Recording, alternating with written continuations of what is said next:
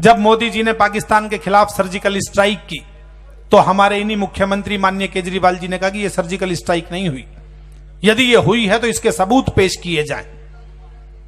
मुझे लगता है हम जाति के आधार पर, धर्म के आधार पर, वर्ण के आधार पर, विचार के आधार पर, राजनीति के आधार पर बेशक अलग अलग विचार रखें, लेकिन यदि पाकिस्तान उड़ी में हमारे 15 सैनिकों को शहीद कर दे, हमारे 3 सैनिकों के सिर काट कर ले जाए और यदि उसके खिलाफ कार्रवाई की जाए तो हमें 5 उंगलियों की तरह अलग अलग नहीं, एक मुट्ठी की तरह एक हो जाना चाहिए कि इस बदतमीजी के खिलाफ यदि 100 बार सर्जिकल स्ट्राइक करने की जरूरत पड़ती है तो कीजिएगा, देश आपके साथ है। लेकिन जब उन्होंने कहा कि इसके भी सबूत पेश किए जाएं तो मैंने गुस्से में 8 पंक्तियां लिखी, मैं मंच को समर्पित करता हूं, आदरणीय कमलेश राजहंस जी को समर्पित करता हूं। सुनिएगा दोस्तों, और बहुत आपकी मोहब्बतें चाहूंगा कि गिरगिट की तरह से रंग जो बदल रहे। बहुत अच्छा माइक है, थोड़ी आवाज बढ़ाना दोस्त, मैं पीछे हटके बोलना चाहता हूं, थोड़ा पीछे से आवाज कैच कर लीजिए। कि गिरगिट की तरह से रंग जो बदल रहे, बिल्कुल ठीक है, थैंक यू वेरी मच। कि गिरगिट की तरह से रंग जो बदल रहे, उसके सबूत के निशान भेज दीजिए। वाह वाह वाह, पहली बार बोल रहा हूं इंदौर में ये पंक्तियां, तो मोहब्बतें भी मुझे पहली बार जैसी मिलनी चाहिए।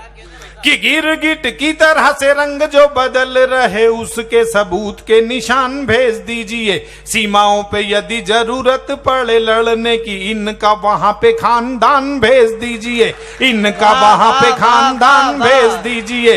इनका जब पिताजी जाएंगे तो फिर सबूत मांगने की जरूरत नहीं है, वही बता देंगे केजू बेटा मैं खुद देख के आया हूं। इनका वहां पे खानदान भेज दीजिए, इनका वहां पे, तीसरी बार पढ़ रहा हूं भाई, इनका वहां पे खानदान भेज दीजिए, इनका वहां पे खानदान भेज दीजिए। भेज दिए जब वहां इतने ईमान वाले, कि भेज दिए जब वहां इतने ईमान वाले, हो सके तो कुछ बेईमान भेज दीजिए। वाह। और दोस्तों समर्थन अगली पंक्ति में करें, आपको लगे कि इस बदतमीजी के खिलाफ कवि को इससे भी कड़वा लिखना चाहिए तो पूरे सदन का आशीर्वाद चाहूंगा। कि भेज दिए जब वहां इतने ईमान वाले, हो सके तो कुछ बेईमान भेज दीजिए।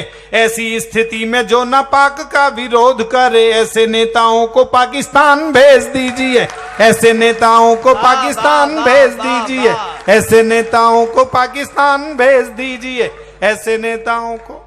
2 छंद मुझे याद आए, मैंने प्रस्तुत कर दिए। मैंने राजनीति को लेकर बड़े बड़े एक्सपेरिमेंट किए। पिछले दिनों मैंने एक प्रयोग किया, अतुल तुमने भी नहीं सुना। मैंने कल्पना की देश में एक साथ बहुत सारे राजनेताओं की गाड़ियां खराब हो गई, बहुत सारे राजनेताओं की गाड़ियां एक साथ खराब हुई, उन्होंने गैराज में ठीक करने के लिए भेज दी। बहुत सारी गाड़ियां एक साथ आई तो गैराज के मालिक ने यह सोचकर कि मैं कंफ्यूज ना हो जाऊं, प्रत्येक गाड़ी पर नेताजी का नाम लिख दिया। बाद में मैकेनिक ने गाड़ियों की खराबी चेक की, उसने नाम के नीचे गाड़ी की खराबी लिख दी। विशेष बात यह है कि खराबी नेताजी की नहीं है, उनकी कार की है, लेकिन उनके नाम के साथ पढ़ी गई तो एक तीसरी बात पैदा हो गई। उस तीसरी बात का आप आनंद ले सकते हैं। सबसे पहली गाड़ी, उस पर लिखा हुआ था डॉक्टर मनमोहन सिंह। मैकेनिक ने नीचे लिख दिया मॉडल पुराना हो गया है, इंजन काम ही नहीं करता।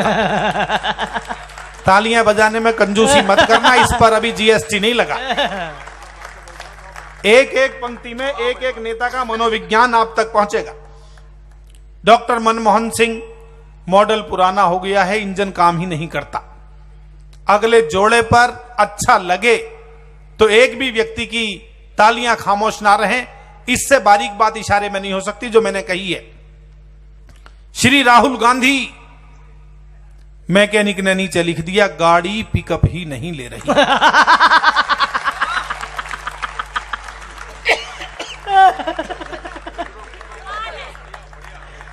उनकी खराबी नहीं है, कार की है। श्री लालू प्रसाद यादव, कार्बोरेटर में चारा अटक गया है। माननीय मायावती जी, मैकेनिक ने नीचे लिख दिया ये तो सुधर ही नहीं सकती। श्री अरविंद केजरीवाल, पेट्रोल की टंकी में पानी भरा हुआ। आशीर्वाद चाहूंगा अगली 2 पंक्तियों पर। माननीय ममता बनर्जी, गाड़ी स्टार्ट होते ही गर्म हो जाती है।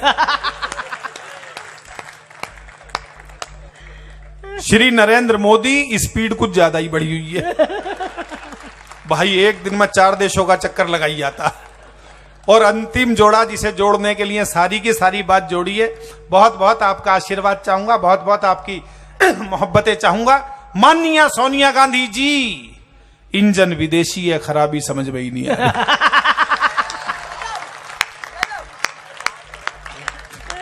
बहुत सारी खराबियां समझ में नहीं आ रही। एक रचना विशेष आपको सुनाता हूं, मस्ती की, आनंद की, क्योंकि साहब बहुत सारे विषय हैं और कई बार हास्य ऑब्जर्वेशन से पैदा हो जाता है। मैं आपको सच बता रहा हूं। मैं पिछले दिनों पटना गया, एक कवि सम्मेलन में एक सज्जन मुझे टकराए, तो उनसे बातचीत हुई। तो कहने लगे, प्रवीण जी मैंने आपको बहुत सालों से यूट्यूब वगैरह पर सुना है। मैंने औपचारिकता में पूछा, भैया तुम्हारा नाम क्या है? बोला, जी मेरा नाम है धनिया लक्ष्मण। मैं सच बता रहा हूं दोस्तों, मुझे टेंशन होनी शुरू हो गई। धनिया लक्ष्मण क्या नाम हुआ? थोड़ी देर बाद मैंने उससे पूछ लिया, जब रुका नहीं गया, मैंने कि धनिया लक्ष्मण क्या नाम हुआ भैया आपका? तो अगला छूटते ही बोला, जब हल्दी राम हो सकता है।